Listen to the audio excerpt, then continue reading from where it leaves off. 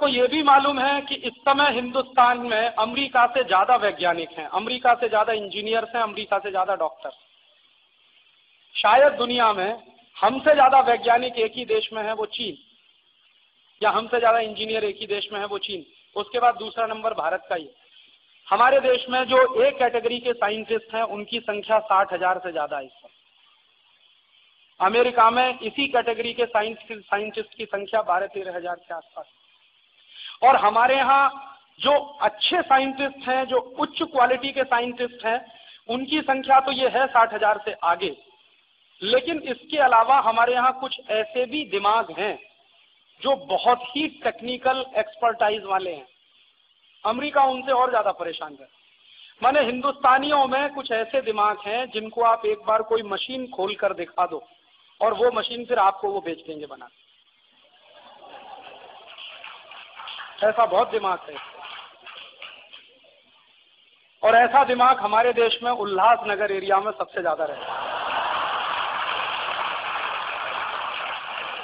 एक बार आप उनको कोई मशीन दिखाओ, फिर वही मशीन आप उनसे बनवा लो। अभी कुछ लोग इसको मजाक मानते हैं, मैं इसके लिए बहुत सीरियसली बात करता हूं, क्योंकि मैं खुद टेक्नोलॉजी का आदमी हूं, इसलिए मैं जानता हूं।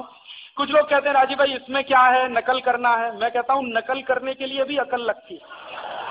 अब क्यों नहीं कर सकते ये नकल? मैं आपको देता हूं एक मशीन, आप खोल के देख लो, फिर बना के दिखा दो। आपसे तो बस नहीं बनेगा। आपने तो एक बार खोल दी तो उसको जोड़ना भी नहीं आएगा कि कौन सा नट कहाँ लगाना, कौन सा बोल्ट कहाँ लगाना। ऐसा दिमाग है इस देश में। एक तो ये उल्लासनगर के एरिया में बहुत ऐसा दिमाग है, पंजाब के इलाके में, लुधियाना के आसपास, जलंधर के आसपास ऐसा बहुत दिमाग है। ऐसा ही गुजरात में, सौराष्ट्र के इलाके में ऐसा बहुत दिमाग। एक मैं ऐसे गुजराती भाई से मिल चुका हूं जो सौराष्ट्र के रहने वाले हैं। वो कभी एक डीजल इंजन लाए थे, कभी पता नहीं कब लाए थे, और आज वो बना बना के बेचते हैं अमेरिका में और यूरोप। कभी वहां से वो डीजल इंजन लाए थे अमेरिका से, और आज वो बना बना के एक्सपोर्ट करते। और आप सुनेंगे तो वो किसी स्कूल में पढ़ने नहीं गए, उनके पास इंजीनियरिंग की कोई डिग्री नहीं है, लेकिन दिमाग उनका इतना चलता है कि वो कुछ भी ऐसा कर सकते। मैंने एक ऐसे भाई को देखा राजकोट में, वो 8वीं में फेल हुआ किसी स्कूल में, फिर उसने स्कूल जाना बंद कर दिया।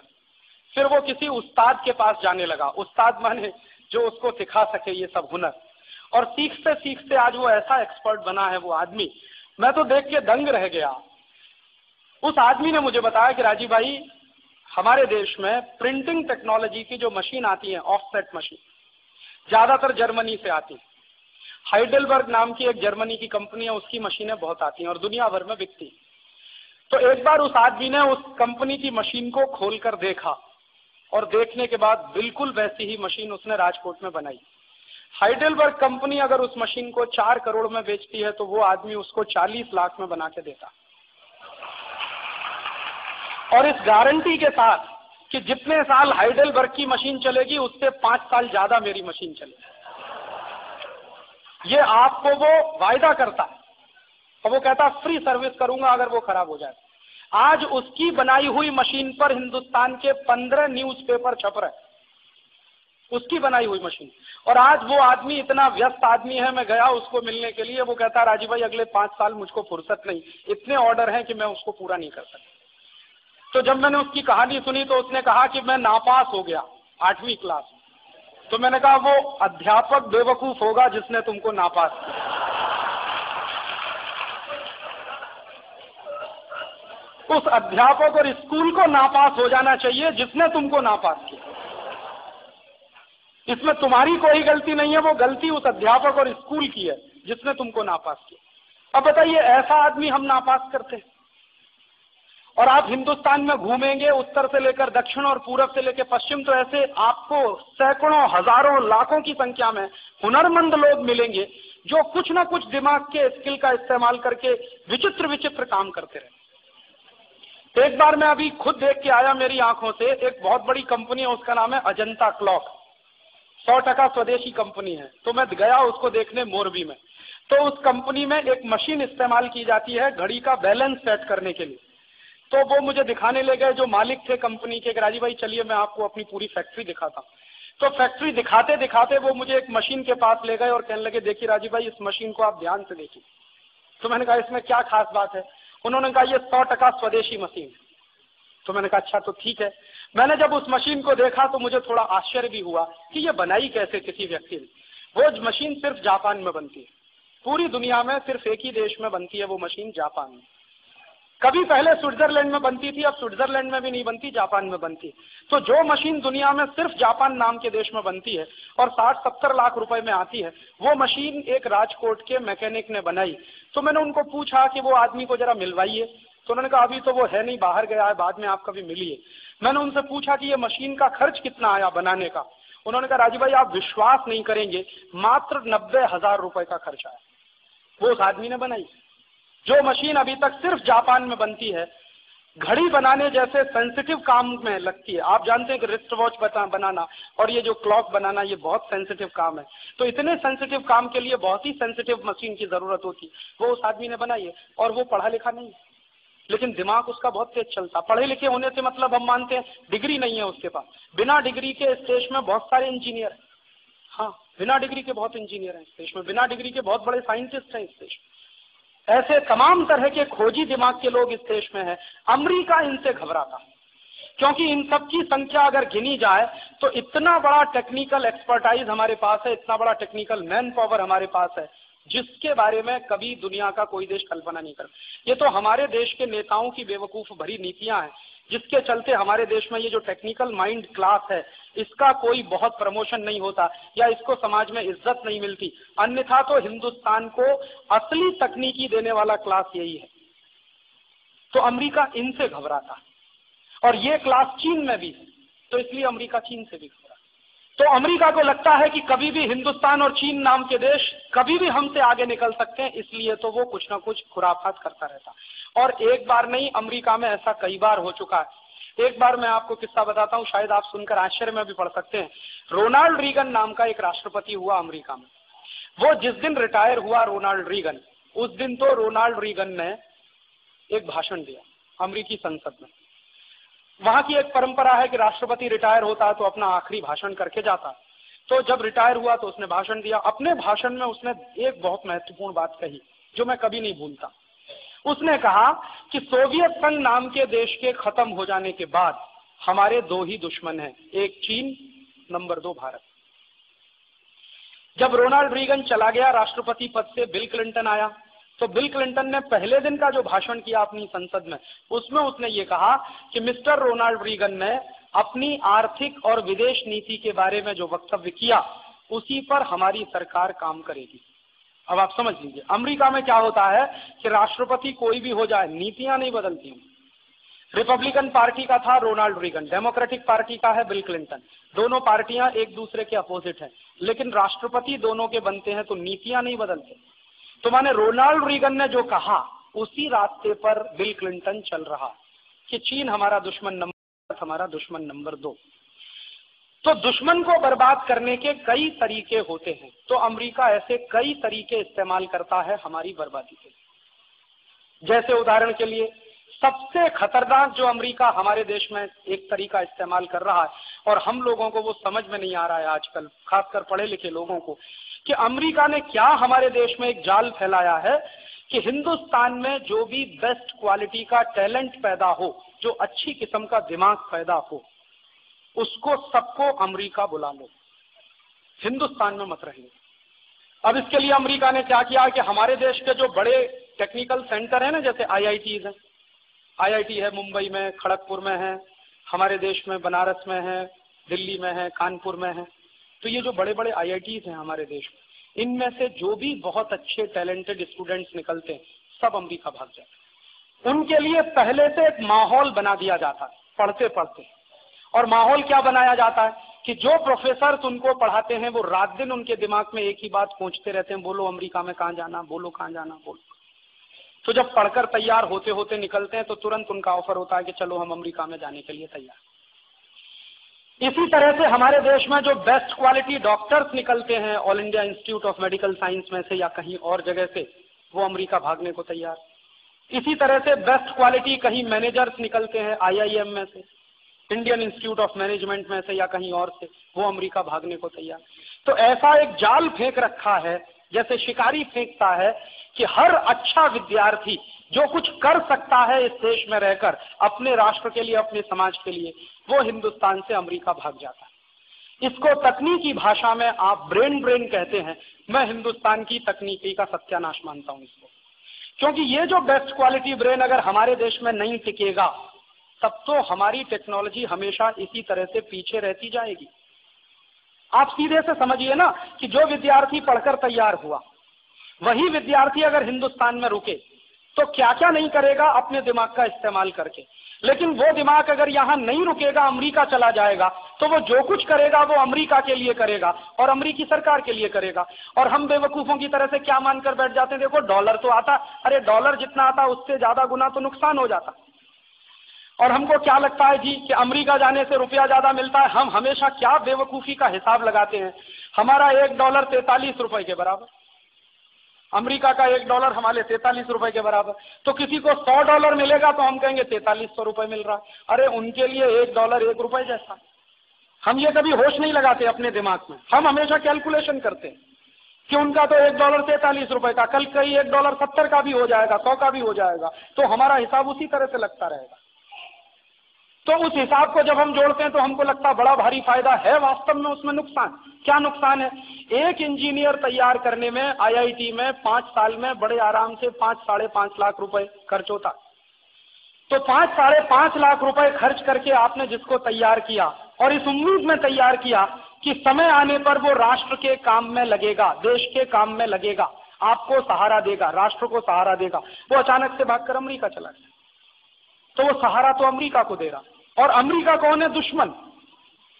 तो दुश्मन को हम अपना दिमाग सप्लाई कर रहे हैं।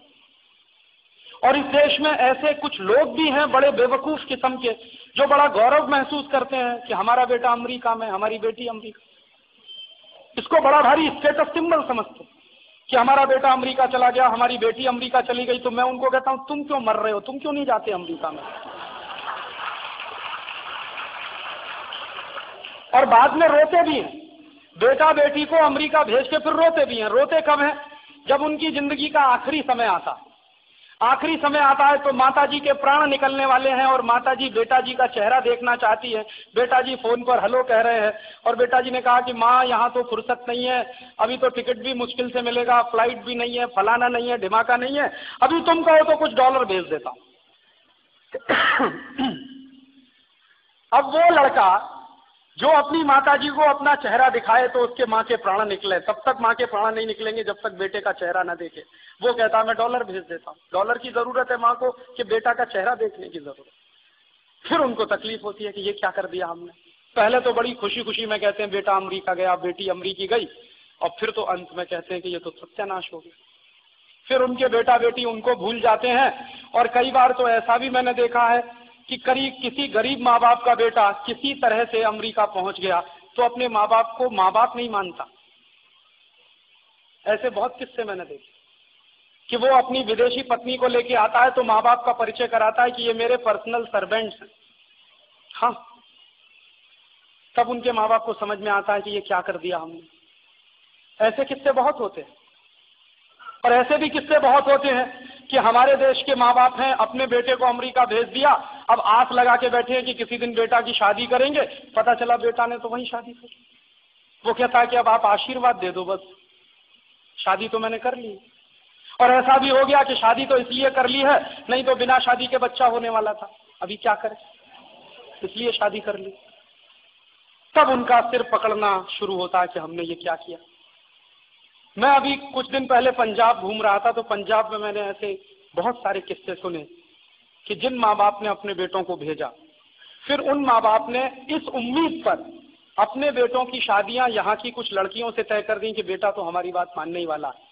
तो शादी होने के बाद कुछ नहीं हुआ, वो लड़की भी यहाँ है, बेटा किसी और के साथ। ऐसी हजारों लड़कियां हैं पंजाब। ऐसा एक दुष्चक्र बन गया। और हमारे देश के कुछ पढ़े लिखे बेवकूफों ने कच्चा माल अमेरिका में सप्लाई करने का एक धंधा शुरू कर दिया। ये जो लड़के लड़कियां जाते हैं ना, ये कच्चा माल अमेरिका में सप्लाई हो रहा है, ये मैं ऐसा बोलता हूँ। अमेरिका दुश्मन है और उसी दुश्मन की अर्थव्यवस्था को मजबूत करने के काम में हमारे देश के लोग लगे। आप बताइए इससे ज्यादा खूबसूरत दुष्चक्र क्या होगा कि आपका दुश्मन है और आपको ही पीट रहा है आपकी गोटी से। उसमें अमेरिका हमको कैसे पीट रहा है? कभी भी अमेरिका इस देश की टेक्नोलॉजी को डेवलप नहीं होने देना चाहता। इस देश के वैज्ञानिक अगर यहां रुक जाएंगे, इंजीनियर्स यहां रुकेंगे, डॉक्टर्स यहां रुकेंगे, मैनेजर्स यहां रुकेंगे, तो हिंदुस्तान में रुककर कुछ ना कुछ बड़ा काम करेंगे।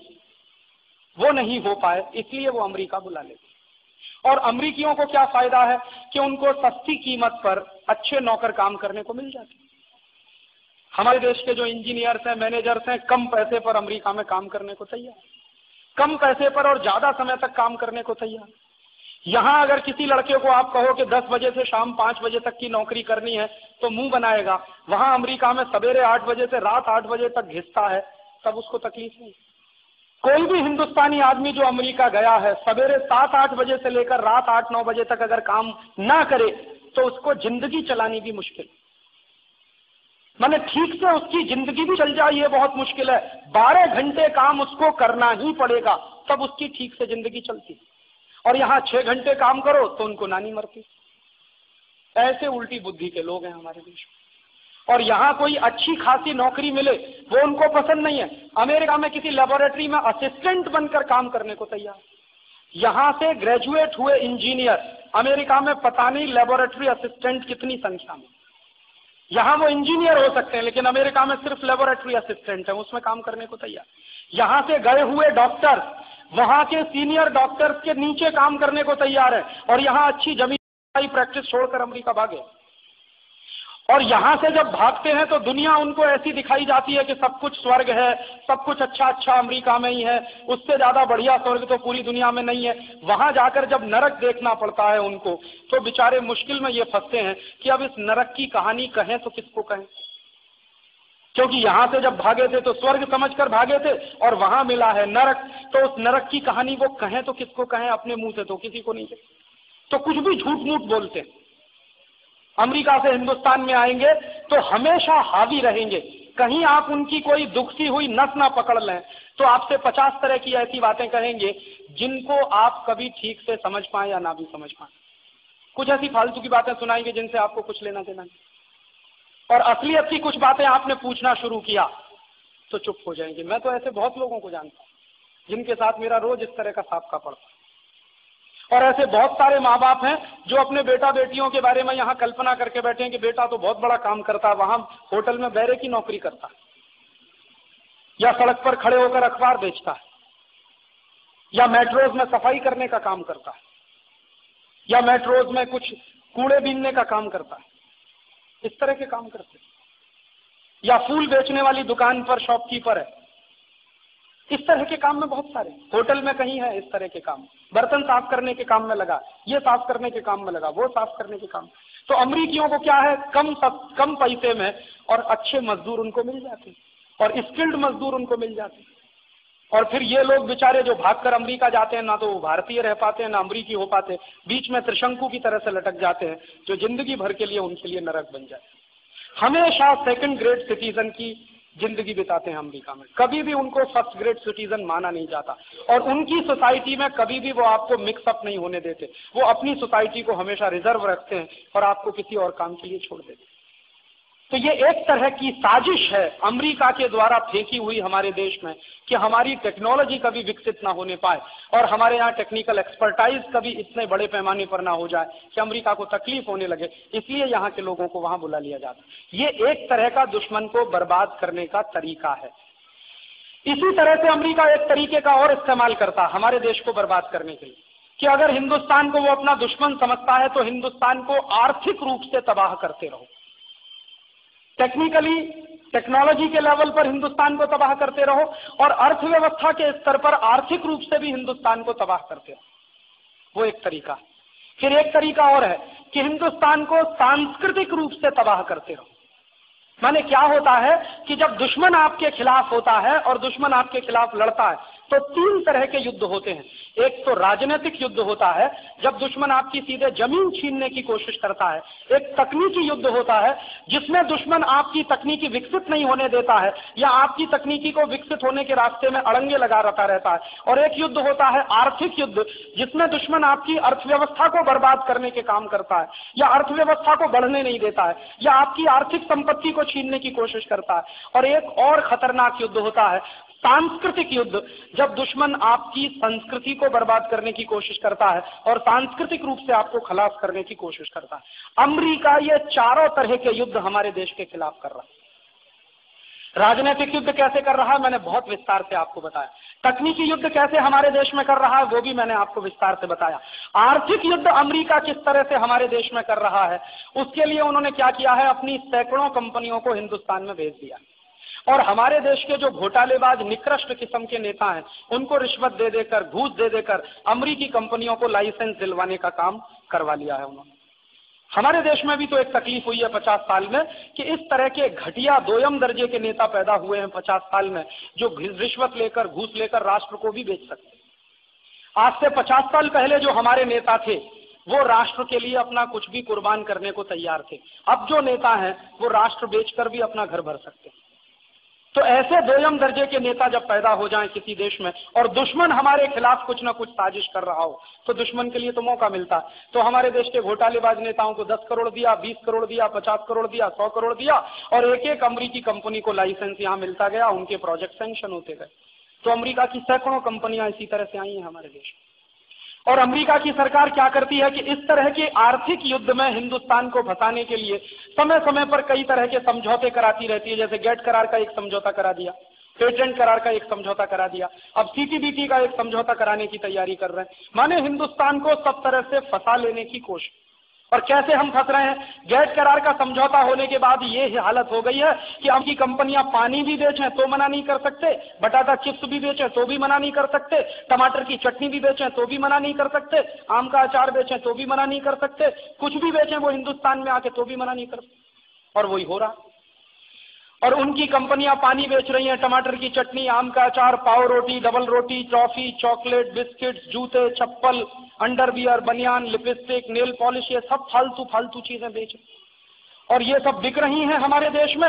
और इनके माध्यम से हजारों करोड़ रुपया हमारे खून पसीने की कमाई का दुश्मन के हाथ में जा रहा है, इन्हीं अमेरिकी कंपनियों को। कैसे जा रहा है, एक अमेरिकी कंपनी है पेप्सी कोला, वो धंधा कर रही है हमारे देश में। एक अमेरिकी कंपनी है कोका कोला, वो भी धंधा कर रही है हमारे देश में। दोनों अमेरिकी कंपनियां बेचती हैं क्या, पानी भर के बोतल में। पानी का नाम है लहर पेप्सी या कोका कोला या लहर 7 अप या कुछ और। ये सब जो पानी बिक रहा है हिंदुस्तान के गांव-गांव में, और गांव-गांव में ये दुश्मन देश की कंपनियों का पानी बिक रहा है और हमारे देश के नेता बुला लाए। एक बार हमारे देश के नेताओं ने कोका कोला को भगाया था, अब ऐसे निकृष्ट कोटि के नेता हैं कि फिर उसी कोका कोला को बुला लाए इस देश। तो अब बिकता है पानी गांव-गांव में। पीने का पानी शायद ना मिले हिंदुस्तान के गांव में, लेकिन पेप्सी कोला, कोका कोला मिलेगा। 10-10 रुपए की बोतल बिकती है, 10 रुपए का पेप्सी कोला, 10 रुपए का कोका कोला। अब ये जो 10 रुपए का पेप्सी कोला, कोका कोला बिकता है वो मुश्किल से 70 पैसे का बनता। आप पूछेंगे मुझे कैसे मालूम? भारत सरकार का एक बहुत बड़ा डिपार्टमेंट है जिसका नाम है BICP, bureau of industrial cost and prices. ये BICP डिपार्टमेंट का काम क्या है? BICP डिपार्टमेंट का काम यह है कि भारत के बाजार में बिकने वाली हर वस्तु का लागत कीमत तय करना, कॉस्ट ऑफ प्रोडक्शन बताना। तो एक बार BICP के अधिकारियों को मैं मिला दिल्ली में, मैंने उनको कहा कि ये पेप्सी कोला, कोका कोला 10 रुपए का जो बिकता है, आप ये तो बताओ ये बनता कितने का? तो उन्होंने भी क्या कहा, उन्होंने कहा राजीव भाई हम बताएंगे तो सही, लेकिन आप हमारा नाम मत लीजिए कभी भी कहीं। तो मैंने कहा क्यों भाई? तो उन्होंने कहा आप सब समझते हैं, अभी हम आपको क्या बताएं। तो मैंने कहा अच्छा ठीक है, मैं आपका नाम नहीं लूंगा, आप बताओ तो सही कि ये कीमत क्या है, इसकी लागत क्या है। तब उन्होंने बताया, 3 महीने मुझको घुमाते रहे लेकिन बताया जरूर। 3 महीने के बाद उन्होंने बताया कि ये पेप्सी कोला, कोका कोला 70 पैसे में बनता। फिर मैंने पूछा कि ये जो 70 पैसे में बनता है इसमें एक्साइज ड्यूटी शामिल है कि अलग है? उन्होंने कहा विद एक्साइज ड्यूटी। उन्होंने कहा पानी तो 30-35 पैसे का, ये एक्स फैक्ट्री वैल्यू है। तो मैंने कहा यार हद हो गई, 70 पैसे का पानी और बिकता 10 रुपए, मुनाफा गया 9 रुपए 30 पैसे। अब वो ग्रॉस प्रॉफिट है 9 रुपए 30 पैसे, उसमें से क्या करते हैं, दुकानदार को थोड़ा देते हैं रुपया 1.5 रुपया बेचने वाले दुकानदार को सरकार उसमें से थोड़ा टैक्स ले लेती है। आप जानते हैं कॉर्पोरेट टैक्स लगता है, तो कॉर्पोरेट टैक्स के माध्यम से सरकार ने लिया, दुकानदार को दिया, लागत कीमत निकाल दो, एक्स फैक्ट्री निकाल दो कीमत उसमें से, तो एक पेप्सी कोला की बोतल पर बड़े आराम से अमेरिका को 7 रुपए बचता। माने हम में से किसी ने अगर एक बोतल पेप्सी कोला पिया तो 7 रुपए दुश्मन के हाथ में दे दिया। ये हम लोगों का चरित्र है। और कोई थोड़ा पागल हुआ और उसने एक दिन में 10 बोतल पिया तो 70 रुपए दे दिया दुश्मन को। और ऐसे इस देश में करोड़ों पागल हैं, रोज पीते। और ऐसे ऐसे पागल मैंने देखे हैं इस देश में जो रोटी खाते खाते कोका कोला पीते। आप पूछेंगे ऐसे पागल कहां मिलते हैं? मुंबई में चले जाइए, बहुत मिलते हैं ऐसे पागल। बोतल मुंह में डालते हैं, तुरंत तो आंख में आंसू आते हैं। फिर कहते हैं जैसे ही पेप्सी कोला गले में जाता है तुरंत नाक में चींटियां काटती, जलन होती है। फिर तुरंत दिमाग में जलन होती है, चींटियां काटती है। फिर गले में जलन होती है, फिर पेट में जलन होती है, फिर खट्टी खट्टी डकारें आती हैं, फिर एसिडिटी बनती है, फिर ऐसा लगता है कि बहुत तकलीफ हो रही है। फिर भी पागल घटाघट पी रहे हैं, पी रहे हैं, पी रहे हैं, पी रहे हैं। तकलीफ हो रही है फिर भी पी। और मैंने ऐसा देखा है कि इस देश में जो जितने ज्यादा पढ़े लिखे हैं वो उतने ही ज्यादा पेप्सी कोला कोका कोला पीते हैं। जो गांव का बिना पढ़ा लिखा किसान है, बहुत होशियार है और बहुत राष्ट्रभक्त है, वो नहीं पीता पेप्सी कोला कोका। वो दही की छाछ पीता है, गाय का दूध पीता है, ऊस का रस पीता है, संतरे का रस पीता है। लेकिन ये जो शहर का पढ़ा लिखा इडियट क्लास है, यही सबसे ज्यादा पीता है। आप पूछेंगे आप इसको इडियट क्यों कहते हैं? इडियट ना कहूं तो क्या कहूं? देखो, पेप्सी कोला है 10 रुपए का 300 मिलीलीटर, तो 20 रुपए का 600 मिलीलीटर, तो 30 रुपए का 900 मिलीलीटर, तो 33 रुपए का 1 लीटर। तो 33 रुपए का 1 लीटर पेप्सी कोला और 12 रुपए का 1 लीटर गाय का दूध। तो जो आदमी 12 रुपए लीटर का गाय का दूध ना पिए, 33 रुपए लीटर का जहर मिलाया हुआ पानी पिए, उसको इडियट ना कहूं तो स्मार्ट कहूं?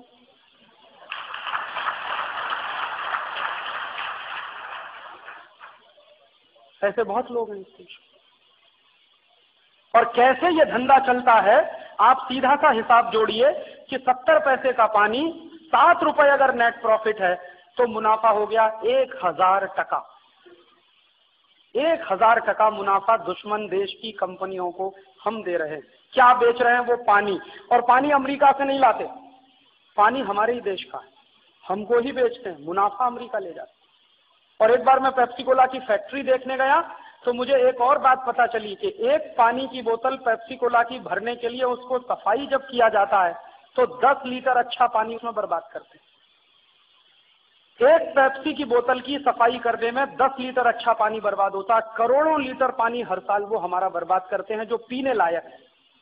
आप जानते हैं कि हमारे देश के 2 लाख गांवों में पीने का पानी नहीं, करोड़ों लोग पीने के पानी से प्यासे हैं और करोड़ों लीटर पानी बोतल धोने में बर्बाद होता है। और क्या तमाशा चल रहा है हमारे देश में कि दुश्मन देश का ये पेप्सी कोला कोका कोला बिकवा कौन रहा है इस देश में? नेताओं ने तो लाइसेंस दे दिया, ठीक है, अब बिकवाने का धंधा कौन चलाता है? एक आदमी है, उसका नाम है सचिन तेंदुलकर।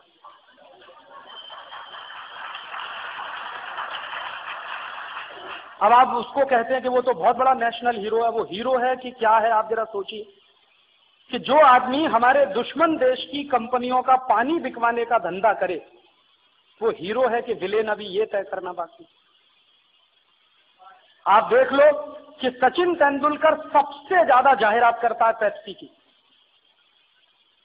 और दूसरे नंबर पर अगर उसको समय मिला तो सबसे ज्यादा जाहिरात करता है कॉलगेट की। कॉलगेट भी अमेरिकन कंपनी। और तीसरे नंबर पर समय मिला तो वो जाहिरात करता है वीजा पावर की। वीजा भी अमेरिकन कंपनी। माने चुन चुनकर अमेरिकन कंपनियों की जाहिरात हमारे देश का सबसे अच्छा क्रिकेट खिलाड़ी सचिन तेंदुलकर करता है। उसको हम कहते हैं वो राष्ट्रीय खिलाड़ी है। वो राष्ट्र का खिलाड़ी है कि अमेरिकी कंपनियों का एजेंट? हमने तो उसको क्रिकेट खेलने के लिए बनाया, वो तो धंधा बढ़ा रहा है अमेरिकी कंपनियों का। और उसी के पद चिन्हों पर दूसरे लोग चल रहे हैं। मोहम्मद अजहरुद्दीन भी कर रहा है पेप्सी का जाहिरात, अजय जडेजा भी कर रहा है हेड एंड शोल्डर का जाहिरात, वो भी अमेरिकी कंपनी। सौरभ गांगुली भी करता है, विनोद कांबली भी करता है। और मैंने क्या देखा है कि जितने हमारे बैट्समैन हैं वो सब पेप्सी की जाहिरात करते हैं। और जो बॉलर्स हैं वो कोका कोला की जाहिरात।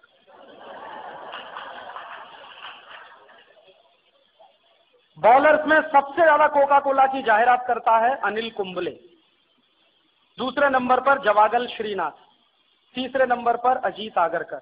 तो बॉलर सब कोका कोला के हैं, बैट्समैन पेप्सी कोला के हैं, भारत का कोई नहीं। आप सोचते हो ये भारत के लिए खेलते हैं, कोई भारत के लिए नहीं खेलता, सब पैसे के लिए खेलते हैं। सचिन तेंदुलकर को पेप्सी कोला कंपनी साल में 1 करोड़ रुपए देती, अनिल कुंबले को कोका कोला कंपनी साल में 50 से 60 लाख रुपए देती, और इसी रेंज में सब खिलाड़ियों को मिलता है। तो ये पैसे के लिए खेलते हैं, कोई राष्ट्र के लिए नहीं खेलता। और ये लोग राष्ट्र के लिए खेलते नहीं हैं, इससे बड़ा सबूत आपको और क्या चाहिए अभी इस देश में, कि ये सब लोग हैं जो अमेरिकी कंपनियों का धंधा बढ़ाने के काम में लगे। इनके साथ साथ कुछ और लोग भी हैं, जैसे शाहरुख खान, जैसे करिश्मा कपूर। ये शाहरुख खान भी पेप्सी का जाहिरात करता है, करिश्मा कपूर भी कोका कोला का जाहिरात करती है। तो ये सब लोगों को राष्ट्र की कितनी चिंता है या कितने ये राष्ट्र विरोधी हैं, आप खुद तय करिए। मैं आपको सिर्फ एक सबूत पेश कर रहा हूं। आपने अभी देखा कारगिल का संकट हुआ, कारगिल के संकट में आपने ये भी देखा होगा कि हिंदुस्तान के गांव-गांव से गरीब आदमी ने कुछ ना कुछ देश के लिए दान किया कि नहीं किया? मुझे तो खुद मालूम है, क्योंकि कई शहर में मैंने इकट्ठा किया पैसा, हमारे आजादी बचाओ आंदोलन के कार्यकर्ताओं की मदद से हमने भी भेजा वहां जितना हमसे बन पड़ा।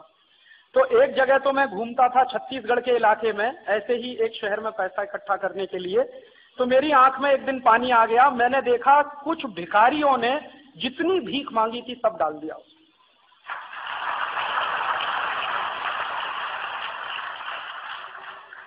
माने जो रोटी खाने के लिए उन्होंने कहीं से भीख मांगा था, वो पैसा भी कारगिल निधि में डाल दिया उन्होंने कि ये भेज दो, इससे बड़ा हमारा और क्या कंट्रीब्यूशन हो सकता है देश के लिए। इतने जिंदा दिल भिखारी, लेकिन दिल के कितने अमीर। उनके पास तो वही एक सहारा, रोज मांगना रोज खाना, रोज कुआं खोदना रोज खाना, और दे दिया सब पैसा। तो मैंने कहा आज का भोजन कैसे करेंगे? उन्होंने कहा नहीं करेंगे, 1-2 दिन भोजन।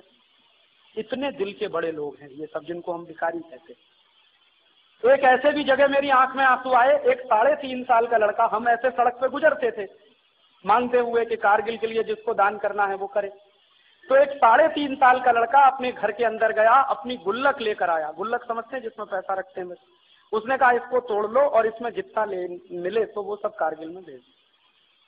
तो उसी के सामने हमने उसकी गुल्लक तोड़ी मिट्टी की, तो उसमें कुछ 1100 रुपए निकले, उसने सब दे दिए। 3.5 साल के बच्चे की आप चेतना देखिए राष्ट्र के बारे में। मैंने उस बच्चे को एक ही प्रश्न किया कि ये पैसे तुमने किस लिए जमा किए थे? उसने कहा अंकल मैं इसकी साइकिल खरीदने वाला था। तो मैंने कहा अब तो तुम्हारी साइकिल नहीं आएगी। तो उसने कहा ठीक है नहीं आएगी, ये पैसा कारगिल भेज दीजिए।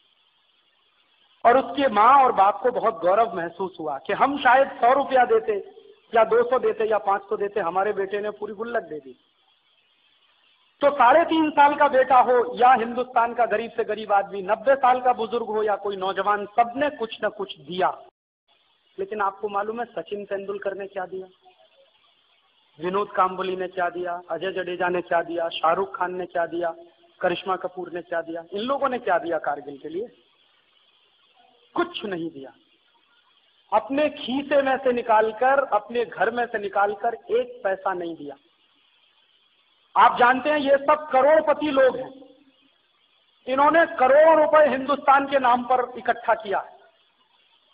उसमें से अगर 2, 5, 10 करोड़ भी ये देते तो इनके घर में कोई कमी नहीं होने वाली थी, लेकिन नहीं दिया। जब इनके ऊपर दबाव पड़ा कि कारगिल में कुछ ना कुछ देना चाहिए, कुछ ना कुछ करना चाहिए, तो इन सब लोगों ने मिलकर क्या किया कि चलो एक फुटबॉल का मैच खेलेंगे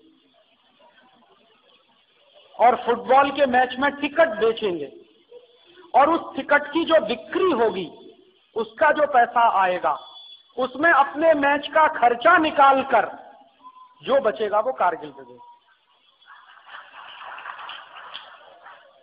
तो मैच हुआ दिल्ली में, आप सब जानते हैं, एक तरफ फिल्म स्टार, दूसरी तरफ तो ये क्रिकेट प्लेयर। तो मैच में टिकट किसने खरीदा? लोगों ने जो खुद भी कारगिल में दान कर रहे थे। हमारे जैसे आप जैसे ही लोगों ने तो टिकट खरीदा। तो टिकट का पैसा तो उनके खीसे का था जो पहले भी दे चुके थे कारगिल के लिए। इन्होंने अपनी जेब से निकाल कर क्या दिया देश के लिए? तो आप सोच लीजिए ये कितने राष्ट्र के लोग हैं और हम इन्हीं के लिए माथामारी करते हैं। और ये कितने निकृष्ट और घृणित किस्म के लोग हैं। थोड़े दिन पहले कपिल देव ने कहा कि पाकिस्तान से मैच नहीं खेलना चाहिए। बहुत अच्छी बात है, चलो अकल तो आई। लेकिन अब क्या बोल रहा है? अब कह रहा है कि चूंकि युद्ध खत्म हो गया है तो पाकिस्तान से मैच खेल लेना चाहिए। मतलब क्या है कि मैच होगा तो सबका हिस्सा उसमें बनेगा। मैच होगा तो पेप्सी कप होगा या कोका कोला कप होगा या विल्स कप होगा, और जो भी कंपनी मैच को स्पॉन्सर करेगी वो लाखों रुपए करोड़ों रुपए रखेगी। तो किसी खिलाड़ी को कुछ मिलेगा, किसी को कुछ मिलेगा। कपिल देव को कुछ नहीं मिलेगा तो एक्सपर्ट कमेंटेटर के रूप में तो बुलाया ही जाएगा, तो उसमें 10-20 लाख तो मिल ही जाएगा, इसलिए मैच खेल लो। और इन खिलाड़ियों की आप राष्ट्रभक्ति की पहचान करें तो करिए कि जिस समय हमारे देश के जवान पाकिस्तानी सैनिकों के खिलाफ अपने जमीन का एक एक इंच बचाने के लिए सीने पर गोलियां खा रहे थे, उस समय हमारे क्रिकेट खिलाड़ी इंग्लैंड में पाकिस्तानियों से मैच खेल रहे। अगर इनमें थोड़ी भी राष्ट्रभक्ति होती और थोड़ी भी देशराज की भावना होती तो जिस दिन भारत पाकिस्तान का मैच होने वाला था ये प्रेस कॉन्फ्रेंस बुलाते और कहते कि ये मैच संभव नहीं। हम इंग्लैंड में खेलें विश्व कप या ना खेलें, लेकिन ये हमारे राष्ट्र की अस्मिता का प्रश्न है, हमारे राष्ट्र के स्वाभिमान का प्रश्न है। ये मैच संभव नहीं है भारत पाकिस्तान का। आपको जो करना है करिए। आप हमारी टीम को डिबार करना चाहते हैं कर दीजिए, हमारी टीम को ग्रुप 6 में से निकालना हो तो निकाल दीजिए। हम मैच नहीं खेल सकते क्योंकि राष्ट्र के स्वाभिमान से बड़ा तो कोई मैच नहीं होता दुनिया में, राष्ट्र की अस्मिता से बड़ा तो कोई मैच नहीं होता पूरी दुनिया में। लेकिन किसी ने नहीं कहा। पाकिस्तान से बाकायदा मैच हुआ और मैच खत्म हुआ, उसके बाद और मैच हुआ, वो भी खत्म हुआ। और जब ये पक्का हो गया कि हिंदुस्तान की टीम अब सुपर 6 में हार गई है और झोली डंडा लेकर वापस आने वाली है, तब इनमें कारगिल प्रेम पैदा हुआ। उसके पहले कहां था? मैच चूंकि खत्म हो गया और कुछ काम नहीं था, धंधा नहीं था, तो कारगिल प्रेम पैदा हो गया। ये तो सब आर्टिफिशियल है, बनावटी। ऐसे हमारे देश के क्रिकेट खिलाड़ी हैं या ऐसे हमारे देश के स्टार्स हैं जिनको आप एक्टर एक्ट्रेसेस कहते हैं, ये तो सब राष्ट्र की बर्बादी के काम में लगे हुए लोग हैं। इनको तो राष्ट्र का हीरो कैसे कहें? ये तो टॉप मोस्ट विलेन है। और दुर्भाग्य क्या है हम सब लोगों का कि इन्हीं विलेनों की फोटो हमारे घरों में मिलती है। वो शाहरुख खान की भी फोटो मिलेगी, जूही चावला की भी मिल जाएगी, करिश्मा कपूर की भी मिल जाएगी, सचिन तेंदुलकर की भी मिल जाएगी, मोहम्मद अजहरुद्दीन की भी मिल जाएगी, अजय जडेजा की भी मिल जाएगी। हमको तो अकल ही नहीं है और हमको ये भी समझ में नहीं आता कि कौन राष्ट्र का दुश्मन है और कौन राष्ट्र का दोस्त है। हम तो अपने पराये का भेद भी खत्म कर गए। ये भी नहीं समझता कि किसकी फोटो होनी चाहिए, किसकी नहीं होनी चाहिए। और मुझे सबसे बड़ी तकलीफ क्या हुई कि ये Pepsi Cola, Coca Cola, Wills कंपनियों की जाहिरात करने के लिए जो क्रिकेट का खेल होता है, ये क्रिकेट का खेल किसी राष्ट्र के लिए नहीं हो रहा। ये गलतफहमी में आप मत रहिए कि राष्ट्रों की दोस्ती बढ़ाने के लिए क्रिकेट का खेल हो, कुछ नहीं। कंपनियों की जाहिरात करने के लिए क्रिकेट का खेल है, बिक्री बढ़ाने के लिए क्रिकेट का खेल है। इसलिए पेप्सी कप होता है, कोका कोला कप होता है, विल्स ट्रॉफी होती है, इंडिया कप आपने कभी सुना है? भारत ट्रॉफी कभी सुना है? भारत कप आपने सुना है कभी क्रिकेट में होता? क्यों नहीं होता? पेप्सी कप है, कोका कोला कप है, विल्स ट्रॉफी है, तो इंडिया कप क्यों नहीं हो सकता? भारत कप क्यों नहीं हो सकता? क्योंकि इनको राष्ट्र से कुछ लेना देना नहीं। इनको सिर्फ पैसा चाहिए, खेल के बहाने से आए या सिनेमा के बहाने से आए या किसी और तरीके से आए, पैसा पैसा पैसा, पैसे के लिए मर रहे हैं सब, कुछ राष्ट्र के लिए इनके दिल में। और मुझे तकलीफ उससे भी बड़ी क्या हुई कि इन्हीं के चक्कर में हिंदुस्तान के करोड़ों नौजवान घंटों घंटों बर्बाद करते हैं टेलीविजन के सामने बैठकर, 8 घंटे क्रिकेट का मैच देखते हैं। और इस बार भी मैं एक चीज बहुत गहराई से महसूस करता रहा कि जब तक इंग्लैंड में भारत की टीम सुपर 6 में रही, तब तक हिंदुस्तान में कारगिल निधि के लिए एक भी रैली नहीं हुई किसी भी गांव में। आजादी बचाओ आंदोलन की 2-4 रैलियों को छोड़कर जो हम लोगों ने की थी मध्य प्रदेश के कुछ इलाकों में, हिंदुस्तान के किसी भी अखबार की कटिंग्स आपको बता नहीं सकती। जब तक हिंदुस्तान हारा नहीं सुपर 6 में, तब तक हिंदुस्तान में कहीं कारगिल निधि की कोई रैली नहीं हुई। कहीं हिंदुस्तान में खून देने वालों की लाइन नहीं लगी। जैसे ही हिंदुस्तान हारा और पता चला कि टीम वापस आ रही है झोली डंडा लेके, तब लोगों में भी कारगिल प्रेम पैदा हुआ, तब रैलियां होना शुरू हुई, खून देना शुरू हुआ। तो हमारी राष्ट्रभक्ति किससे जुड़ी हुई है, वो भी निखालिस नहीं रह गई। और जब देश के करोड़ों करोड़ों नौजवान फंसे हुए थे क्रिकेट के मैच में, तो हिंदुस्तान के जवान सीमा पर एक एक इंच जमीन की रक्षा कर रहे थे। मैं सोच रहा था कि अगर कहीं हमला उससे भी भयंकर होता और पूरी सीमा पर हमारे देश में हमला हो गया होता, तो हमारे तो करोड़ों लोग बैठकर टीवी ही देखते रहते और हिंदुस्तान को दुश्मन ने खलास कर दिया होता। ऐसे हम फंसे हुए हैं। दुश्मन ने एक जाल फेंका, चुग्गा फेंका, हम उसमें फंस गए। और आपको बताऊं, इससे बड़े अफसोस की बात क्या हो सकती है कि इन कंपनियों ने Pepsi Cola, Coca Cola, Wills या प्रॉक्टर एंड गैम्बल, ये Reckitt and Colman, Johnson and Johnson, Hindustan Lever, ये जितनी विदेशी कंपनियां हैं और उनके साथ हिंदुस्तान की भी कुछ देशी कंपनियों ने इस क्रिकेट के मैच में 1.5 महीने के अंदर 800 करोड़ से लेकर 1000 करोड़ रुपए खर्च किया एडवर्टीजमेंट में। माने 800 करोड़ से लेकर 1000 करोड़ रुपए एडवर्टीजमेंट में 1.5 महीने में खर्च हुआ और कारगिल के कोष में अभी तक 200 करोड़ इकट्ठा नहीं हो पाए। माने ये पेप्सी कोला वाले, कोका कोला वाले, हिंदुस्तान लीवर वाले मानते हैं कि हम हिंदुस्तान में धंधा कर रहे हैं, लूट के ले जा रहे हैं। वो लूटा हुआ पैसा इंग्लैंड के क्रिकेट के खेल के प्रसारण में इस्तेमाल हो सकता है, लेकिन उस पैसे का कुछ अंश कारगिल में नहीं जा सकता। कारगिल में जिसने दिया वो बेचारे गरीब लोगों ने इकट्ठा करके। तो असली राष्ट्रभक्त कौन है और नकली राष्ट्रभक्त कौन है, उसका पता तो आपको अब चल गया होगा। और अगर आप उनमें से इस श्रेणी में कहीं आते हो नकली राष्ट्रभक्तों की, तो इशारे से मैं कह रहा हूं कि जल्दी से उसमें से बाहर निकल आइए। इस देश में इससे भी ज्यादा बड़े पैमाने पर कहीं ये वर्गीकरण हुआ तो मुश्किल हो जाएगी आप लोगों को। तो आप अपने अपने स्तर पर सोचिए, अपने अपने दिल से पूछिए कि हमारी राष्ट्रभक्ति कहीं वो असली वाली थी या नकली वाली थी, स्वयं स्फूर्त थी, या ये सब प्रसारण देख देख कर, तरह तरह के टेलीविजन पर देख देख कर या अखबार में पढ़ पढ़ कर आई थी कहीं। ये दुश्मन की फेंकी हुई एक चाल है जिसमें हम फंस गए, पेप्सी कोला के बहाने, कोका कोला के बहाने, कोलगेट के बहाने, और इतने फंस गए कि अपनी राष्ट्रभक्ति भी भुला बैठे। ये तो बहुत खतरनाक स्थिति है किसी राष्ट्र के लिए, और इसी को मैं खतरनाक आर्थिक युद्ध कहता हूं। इसमें क्या नुकसान है, आप भी बर्बाद हो रहे हैं, राष्ट्र भी बर्बाद हो रहा है। हजारों करोड़ रुपए इस देश का जा रहा है। पेप्सी कोला कमा के ले जाता 240 करोड़, कोका कोला कमा के ले जाता 300 करोड़, कोलगेट कमा के ले जाता 30-35 करोड़, प्रॉक्टर एंड गैम्बल ले जाता, रैकेट एंड कोलमैन ले जाता, हिंदुस्तान लीवर ले जाता, जॉनसन एंड जॉनसन ले जाता, फाइजर ले जाता, सीवागाई, 4000 ऐसी कंपनियां हैं। उनमें सैकड़ों तो अमेरिका की हैं और कुछ तो अमेरिकी पिट्ठू देश जिनको G7 कहते हैं उनकी।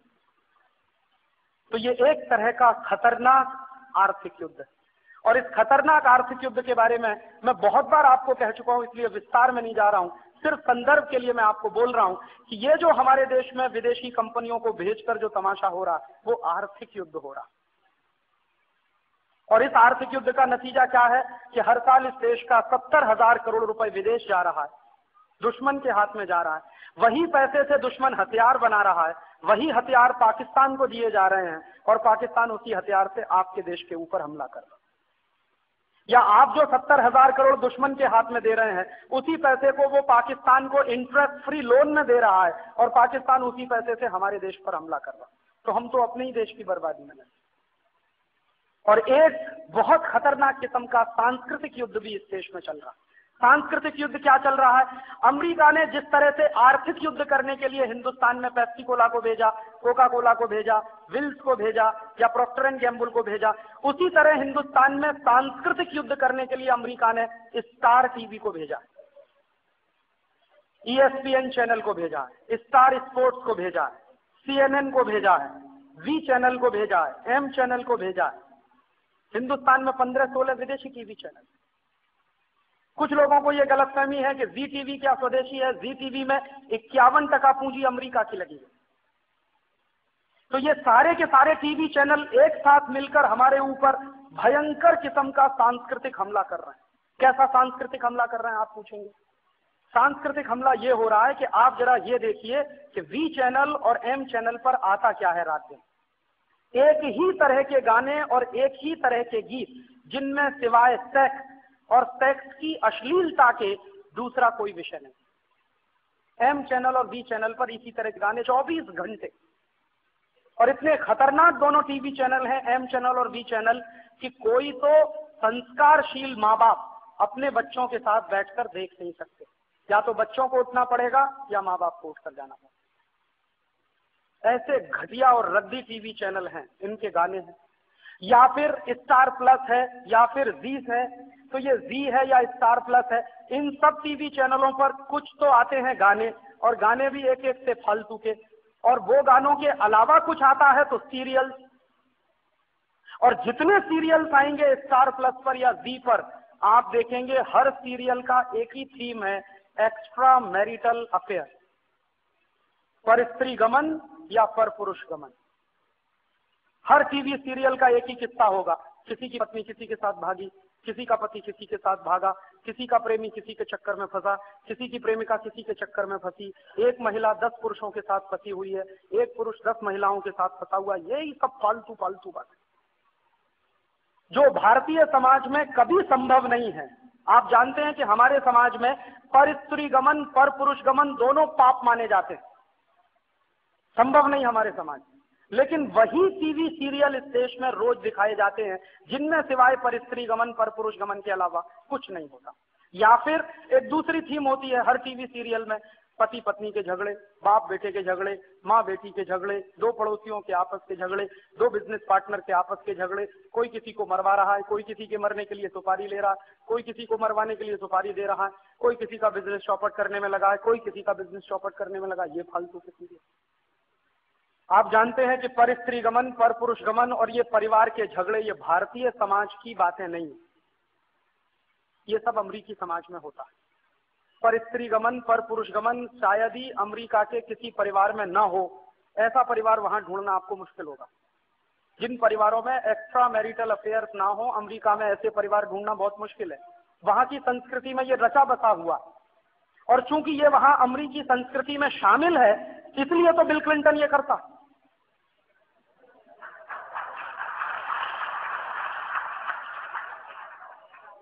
और बिल क्लिंटन ये सब करते हुए भी अमेरिका का राष्ट्रपति रह सकता है, क्योंकि अमेरिका की प्रजा ये सब करती है तो राष्ट्रपति भी करता है। और इसलिए चूंकि वहां की संस्कृति में ये सामान्य बात है, तो हिलेरी क्लिंटन कभी लात मार के उसको घर के बाहर नहीं निकालती, क्योंकि उनको लगता है कि ये सब तो कॉमन बात है। हिंदुस्तान में ये नहीं चल सकता, यहां तो परिवार टूट जाएगा। जरा भी शक हुआ पति को पत्नी पर या पत्नी को पति पर, तो परिवार एक नहीं रह सकता, या टूटेगा निश्चित रूप से, क्योंकि हमारे यहाँ ये संभव नहीं है, हमारे संस्कार में नहीं है, हमारी संस्कृति में नहीं। हमारी संस्कृति में तो यह है कि एक बार पति पत्नी की शादी हो गई तो तोड़ें कैसे, यही नहीं समझ में आता, तोड़ना नहीं आता लोगों को। और आप गांव में चले जाइए, महिलाओं से पुरुषों से बात कर लीजिए कि शादी हो गई थी, वो तो 7 जन्म पहले कहीं तय हो गई थी हमारी, तो हो गई बस। देखा हो पत्नी ने पति को या पति ने पत्नी को, कोई जरूरी नहीं है, हो गई है। यहां तो विश्वास पर चलता है ना सब कुछ, और विश्वास के अलावा सब कुछ ईश्वर पे छोड़ देते हैं कि ईश्वर ने कराया है तो ठीक ही कराया होगा। तो यहाँ की संस्कृति तो बिल्कुल फर्क है, ईश्वर ने कराया होगा तो ठीक ही कराया होगा, हमारे माँ पिता ने कुछ किया है तो ठीक ही किया होगा। वहां तो कुछ ऐसा होता नहीं, वहां तो कुछ भी नहीं होता है। वहां तो विश्वास क्या होता है, 20 साल पति पत्नी साथ रह के नहीं समझ सकते। अमेरिका में एक ही चीज के लिए परेशान होते हैं वहां के पति पत्नी, एक दूसरे का विश्वास नहीं जीत पाते, हमेशा शक, हमेशा शक। तो इसलिए क्या होता है, सवेरे शादी, शाम को तलाक, दूसरे दिन शादी, फिर तलाक, फिर शादी, फिर तलाक। तो खेल है वहां तो, क्योंकि एक्स्ट्रा मैरिटल अफेयर्स में से इसी तरह की सभ्यता निकलती है, इससे ज्यादा अच्छी सभ्यता निकल नहीं सकती वहां, तो है वहां पर। और टीवी चैनल जितने वहां चलते हैं, सेक्स की बातें दिखाते हैं या सेक्स की अश्लीलता दिखाते हैं, तो उसका नतीजा भी है 12-13 साल में लड़कियां मां बनती हैं, 14 साल में लड़कियां मां बनती हैं, वहां चलता है। और जिन लड़कियों को स्कूल जाना होता है और उनके बच्चे भी साथ में होते हैं, उनके लिए स्पेशल किस्म के स्कूल अमेरिका में बनाए जाते हैं, क्योंकि वहां की सरकार को मालूम है कि ये सब होने ही वाला है समाज में। यहां तो कोई कल्पना नहीं कर सकता ये। मैं तो यूरोप में देख चुका हूं, बहुत सारे देशों में घूमते घूमते एक बार मेरे मन में अचानक से प्रश्न आया कि ये यूरोप के देशों में रक्षाबंधन क्यों नहीं होता। एक दिन मैंने ऐसा सोचा अपने मन में, आप कहेंगे बहुत बेवकूफी का प्रश्न, लेकिन मैंने सोचा कि ये रक्षाबंधन क्यों नहीं होता? भाई बहन तो होते ही हैं, परिवार तो होता ही है, भले ही वो अधकचरा हो, अपसंस्कृति वाला हो, लेकिन परिवार तो है, भाई बहन तो, लेकिन रक्षाबंधन क्यों नहीं? तो सोचते सोचते एक दिन मैं निष्कर्ष में पहुंचा कि जिस समाज में एक्स्ट्रा मैरिटल अफेयर या पर स्त्री गमन, पर पुरुष गमन ही समाज का मुख्य हिस्सा हो, वहां रक्षाबंधन हो कैसे सकता है? क्योंकि रक्षाबंधन तो उसी देश में हो सकता है जिस देश में किसी माँ ने बचपन से सिखाया हो कि देख, किसी की बहन तेरी बहन है, किसी की तेरी बेटी है, किसी की माँ तेरी माँ है।